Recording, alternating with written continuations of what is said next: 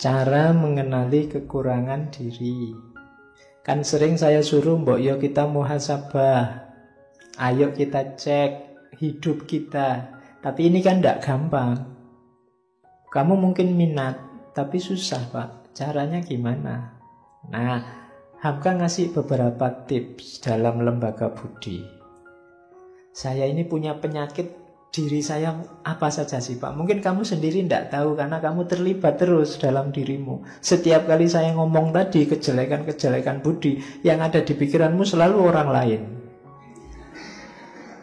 bukan dirimu. Karena susah memang mendeteksi kelemahan diri sendiri, selalu orang lain. Selalu kamu ngomong, oh itu kubu sana banyak yang gitu Pak.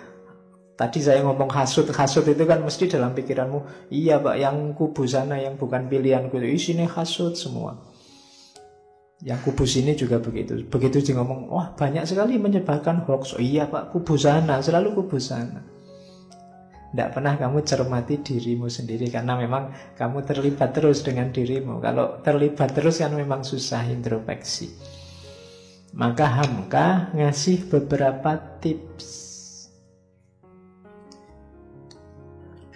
Yang pertama katanya Hamka, ada jalan mudah. Cari guru yang wawasannya luas dan memang mengerti tentang akhlak, tentang cacat-cacat yang tersembunyi. Jadi cari guru yang bisa dipercaya. Ini lebih mudah. Dalam dunia tasawuf itu, dunia tarekat itu, bahkan seorang murid kalau ingin diperbaiki oleh gurunya, pasrah saja 100% pada gurumu. Kadang-kadang gurunya menyuruh aneh-aneh. Kita tidak paham karena ini kok disuruh gini toh ya, tujuannya apa. Tapi gurumu lebih ngerti. Kalau di tarekat disuruh pasrah saja, guru lebih tahu perkembangan mentalmu, perkembangan rohanimu. Kadang-kadang saya beberapa kali mengalami datangnya pakai kendaraan sama guru tarekat ini, sudah kamu pulangnya jalan kaki aja, padahal itu mungkin puluhan kilo. Itu kan kelihatan tidak masuk akal, apa sih gunanya ini. Tapi ada gunanya pasti. Mungkin untuk membunuh egomu, membunuh ketergantunganmu pada dunia, macam-macam. Gurumu yang mengerti. Guru rohani itu kayak dokter kalau dunia jasmani. Kamu kan tidak paham itu, dokter ini kok obat diminum sehari 3 kali, mbok wis diminum 10 kali kan cepet sembuh misalnya. Lo yang ngerti dokternya. Kamu jangan ijtihad sendiri kalau urusan obat. Nanti kamu ngarang-ngarang sendiri misalnya.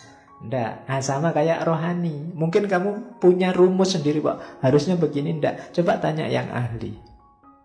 Jangan-jangan kamu ingin mengobati hasadmu, akhirnya malah jatuhnya jadi sombong. Jangan-jangan kamu ingin mengobati sohirul himmah tadi, akhirnya malah overconfident. Kan bisa begitu. Yang ngerti takarannya siapa? Guru. Maka jalan gampang untuk mendeteksi kamu ada penyakit jiwa apa? Cari guru. Itu mudah. Bukan berarti kalau tidak punya guru terus tidak bisa. Ya bisa, cuma akan lebih mudah kalau kamu punya guru. Oke, yang kedua, mungkin susah nyari guru hari ini. Gurunya sibuk nyari sampingan macam-macam sehingga kamu mau ketemu saja susah. Nah, cari sahabat. Sahabat tapi yang jujur, tapi yang juga wawasannya luas. Kalau sahabatnya yo podo mursale yo podo wae. Nanti kamu minta, "Mbok aku dinasehati biar penyakit jiwaku hilang." Oh, nasehati gimana? Aku juga penyakit jiwaku. Iya, podo wae. Yo silahkan bertangis-tangisan dalam. Cari sahabat yang wawasannya luas. Jadi kalau ada teman kok kelihatannya ini lebih mantap, lebih stabil menguasai mentalitas rohaninya, kamu dekati, jadikan sahabat. Siapa tahu membantu perkembangan rohanimu. Misalnya ada teman, aku suka loh temanku ini jujur sekali, dekati dia, belajar kejujuran dari dia, mungkin bisa mengobati penyakit khianatmu.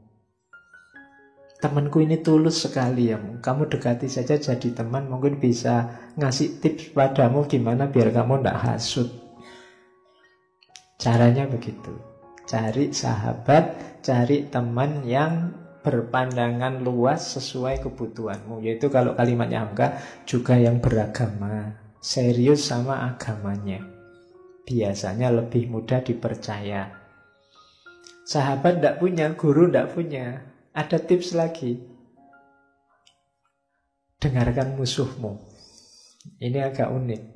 Musuh itu biasanya yang bisa cepat menemukan jelekmu di mana.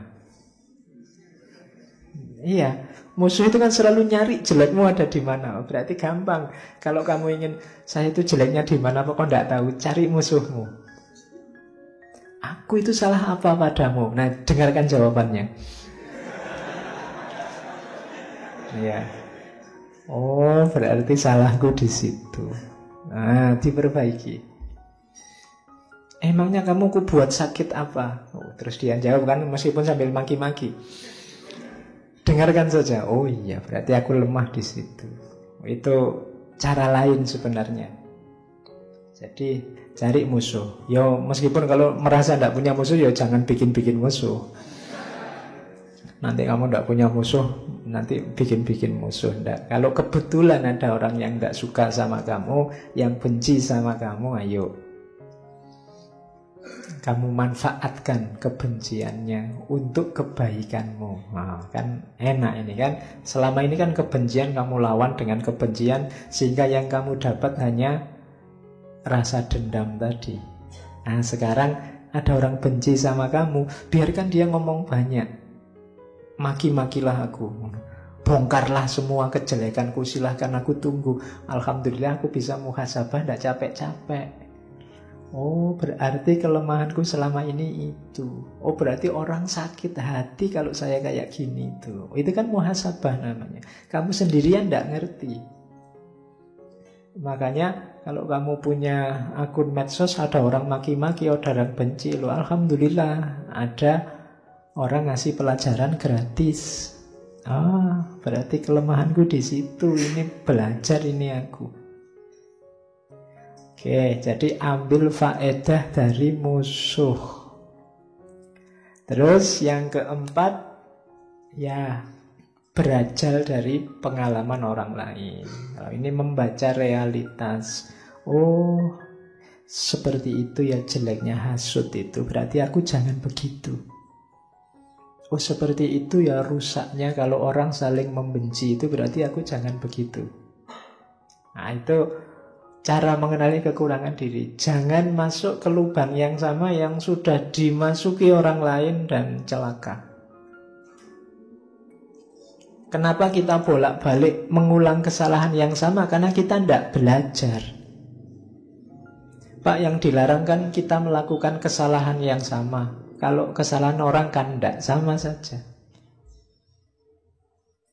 Jadi kalau meskipun itu orang lain yang celaka, ya kamu jangan ngulang itu. Kan saya belum, Pak.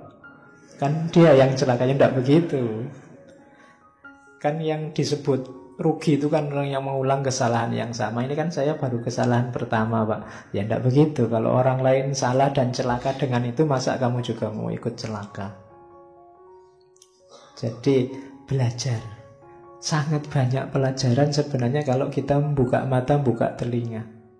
Hanya saja mungkin kita tidak peka, atau tadi batin kita agak gelap sehingga tidak bisa membaca lebih jernih pengalaman-pengalamannya orang lain. Jadi ada 4 jalan kalau ingin meningkatkan kualitas hidup kita, mengenali kekurangan kita. Bisa cari guru, bisa cari sahabat, bisa memperhatikan musuh kita, atau yang terakhir, perhatikan pengalaman orang lain. Makanya setiap detik hidup kita itu pelajaran demi pelajaran. Tidak ada yang tidak pelajaran. Untuk hidup kita biar lebih baik. Oke. Terus, setelah ini terus di buku Lembaga Budi itu tentang kebaikan-kebaikan budi-budi beberapa profesi. Kalau ini saya tidak Tidak harus menjelaskan panjang lebar ya. Kalian pasti sudah familiar dengan penjelasan-penjelasan ini. Bagi yang buka usaha, ayo bahasa sekarang mungkin wira swasta. Ingin kalian jadi majikan sendiri, buka usaha apa, perhatikan budi ini. Jadi moral itu selain demi kualitas usahamu juga kalau dalam agama ada namanya barokah. Jadi mungkin untungnya secara kuantitas jadi kecil, tapi barokah.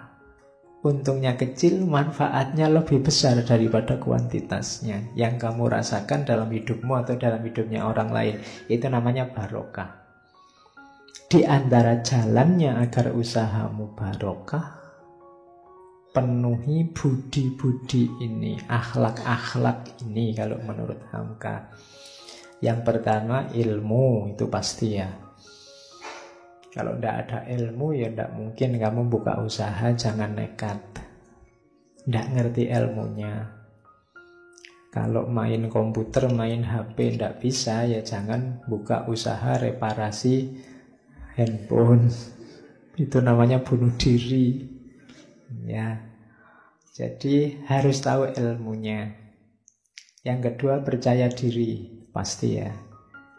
Harus pede. Kalau masih ragu-ragu, dimantapkan lagi niatnya dan kepercayaan dirinya. Yang ketiga niat, kemauan. Yang keempat manajemen waktunya diperbagus. Yang kelima fokus. Kenapa banyak usahamu yang mungkin di antara kalian sekali dua kali pernah bikin usaha apa, biasanya tidak fokus, manajemen waktunya tidak bagus. Kemudian yang selanjutnya jujur, itu pasti ya, dan amanat. Menjaga kualitas, memahami keinginan orang banyak, ngerti yang diinginkan pasar. Promosi juga tidak usah ragu-ragu dan pintar melayani. Jadi ini untuk orang-orang yang ingin buka usaha, yaitu penjelasan tiap subnya banyak, silahkan dibaca sendiri. Bukunya kelihatannya bisa kamu di Google Book juga ada, beli tapi ya. Iya loh, kamu goleknya gratis terus. Kayak gini mungkin kamu lumayan, tidak usah baca bukunya Pak, dengerin ngaji ini selesai. Ya dibacalah demi tadi barokahnya ilmu. Oke, kalau memang ingin serius mengkaji ini ya dikaji, dicari bukunya, ya pinjam-pinjam di perpus kelihatannya juga banyak. Terus kalau pedagang ini jangan spekulasi. Spekulasi itu ya kayak kamu borong semua terus kamu timbun. Besok kalau sudah barang langka kamu keluarkan sehingga harganya mahal, itu tercela. Jangan bersentuhan dengan uang palsu. Yang palsu-palsu tidak terpuji di ranah apapun. Uangnya palsu, barangnya palsu, orangnya palsu. Itu pasti tidak barokah. Jalur yang jelek, mungkin kamu dapat sesuatu kan. Kamu sering kadang-kadang ditelepon orang nipu, WA-mu dibajak untuk nipu, itu kan kita sumpek dengan itu. Orang yang melakukan penipuan merasa asing, penting untuk duit, beres. Tapi hidup kita tidak sesederhana itu sekedar dapat uang. Ada namanya manfaat dan barokah. Mungkin kamu dapat uang banyak, tapi kalau tidak barokah, tiba-tiba kamu sakit, sebanyak apapun uang hanya habis untuk pengobatan. Itu namanya, orang menyebutnya tidak barokah. Jadi jangan hanya mengejar kuantitasnya. Wah, kalau saya punya uang 1 miliar Pak, apa saja saya beli. Kamu dapat 1 miliar terus masuk penjara. Apa yang mau kamu beli, wong kamu di penjara. Nanti hartamu disita semua, tidak cuma yang 1 miliar itu, akhirnya semuanya habis. Itu namanya tidak barokah. Jadi jangan hanya mengejar kuantitas, jangan bersentuhan dengan yang palsu-palsu. Termasuk kata-kata palsu. Kata-kata palsu itu memuji berlebihan, mencela berlebihan. Itu palsu. Nyatakan kalau ada cacat apa adanya, jangan curang, jelaskan harga resminya. Mungkin kalau kamu mau jujur, ya saya ngambil untung sekian, harga pasarnya sekian. Oke, itu budinya pedagang. Kalau ini insya Allah kalian pahamlah dengan membaca satu kalimat. Kalau ini guru, ini kan akademisi semua. Guru punya beberapa budi penting. Yang pertama yang saya catat dari tulisannya Hamka, jangan merasa ilmumu sudah tinggi. Bidang apapun. Meskipun mungkin kamu besok sudah profesor. Karena begitu kamu merasa ilmumu sudah cukup atau sudah tinggi, kamu akan berhenti. Sementara ilmu itu berkembang, dunia ini berubah. Sementara yang kamu tahu hanya sebatas kemampuanmu, sebatas pengalamanmu. Yang pasti tidak sempurna. Maka jangan pernah kamu merasa ilmumu sudah cukup tinggi. Kalau kamu merasa tinggi sehubungan, iya sih Pak, tapi saya merasa kalau dibandingkan dia, saya lebih tinggi. Itu pun jangan, karena itu menunjukkan bahwa kamu sedang takabur, kamu sedang sombong. Kamu lebih tinggi dari dia, siapa berani jamin? Ya kan? Mungkin di bidang ini kamu lebih tinggi, tapi di bidang yang lain dia lebih tinggi. Itu kan kayak cerita dalam sufi antara tukang perahu sama ahli bahasa. Ini di Masnawi juga ada. Jadi kan ahli bahasa ini sudah sombong. Suatu ketika ahli bahasa ini naik perahu, diantar oleh tukang perahu jalan-jalan ke tengah laut. Kemudian ngobrol berdua. Bapak ngerti nggak yang dimaksud kalimat majmu itu apa? Nggak ngerti. Wah, gimana Bapak? Sudah tua gini kalimat majmu aja nggak ngerti. Bapak ngerti nggak yang disebut peribahasa itu apa? Apa saya nggak ngerti? Alah Bapak ini sudah tua, peribahasa aja nggak ngerti. Umurnya dihabiskan untuk apa sepanjang hayat ini? Terus ada badai, kapalnya mau terbalik, gantian tukang perahu. Bapak bisa berenang lah? Nggak bisa. Oh ya.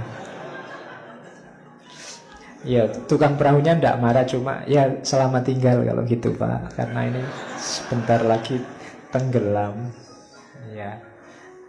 Jadi ndak, kemampuanmu sepinter-pintermu paling kan di bidangmu. Di bidangnya orang lain mungkin kamu ndak tahu apa-apa. Jangan merasa lebih tinggi dari siapapun. Bahkan di bidangmu sendiri jangan merasa sudah cukup. Terus luaskan pergaulan. Karena ilmu itu ya butuh dukungan yang lain. Kalau di sekolah, di kampus ya dengan wali, dengan mahasiswa, murid yang lain, dengan guru yang lain, dengan masyarakat harus luas. Terus kalau yang kedua luas, yang ketiga luas. Bisa bergaul dengan siapa saja. Jangan milih-milih, jangan merasa elit. Kalau kamu pulang kampung besok jangan merasa sarjana ya. Terus kalau ngomong orang sak kampung ndak paham belas. Ya. Kamu pakai bahasa tinggi-tinggi, menjelaskan santai-santai, kamu terus tanya, ini hermeneutiknya bagaimana? Ya. Nah, kamu kan sering gitu. Ya wong kampung ya tola-tola hermeneutik panganan opo. Iya, ya kamu dipinterkan, kamu pinter ini kan diberi kesempatan oleh masyarakat. Bahkan mungkin ada anggaran, dana-dana masyarakat terlibat untuk subsidinya kampus-kampus. Ya, besok kamu harus memberi manfaat ke mereka. Jangan malah menyusahkan mereka. Kan hari ini banyak orang pinter itu yang isinya cuma menyusahkan. Setiap kali dia ngomong, besok pagi ada masalah muncul. Kan ada yang begitu, ya mbok jangan. Ilmu juga butuh barokah. Barokahnya ilmu itu, ya ilmumu jadi solusi dari banyak masalah. Usahakan setiap kali kamu ngomong, besok pagi ada masalah terselesaikan. Itu ilmumu barokah. Jangan sebaliknya, begitu kamu ngomong masalah muncul, terus kamu diem aja. Kalau gitu nggak usah ngomong. Wong ya kamu cuma bikin susah. Oke, terus luwes ya, bisa kemana-mana. Terus bisa memberi petunjuk, bisa membuka. Kalau ada muridnya, Pak, saya kok buntu ini, tidak bisa mikir, kamu bisa buka pikirannya. Usahakan kamu bisa paling tidak beri semangat. Jangan malah, kamu buntu, saya sejak lama itu juga buntu misalnya. Nah, itu nanti muridmu cuma, oh gurune wayo buntu yo. Nah, ya paling tidak besarkan hatinya. Ayo kita cari bareng-bareng jawabannya. Nah, jadi jadilah inspirator pada murid-muridmu. Jangan menjatuhkan semangat mereka. Dan juga jangan hanya mentransfer ilmu. Tanamkan juga sikap, perilaku, kesadaran, kepercayaan diri pada mereka. Justru ini lebih penting. Kalau untuk nambah ilmu selanjutnya mereka bisa nyari kemana-mana, tapi pembentukan karakter ini perlu. Besok kalau kamu jadi guru, jadi mahasiswa, usahakan bisa masuk semua, tidak cuma ilmunya. Nah, ini budinya seorang guru.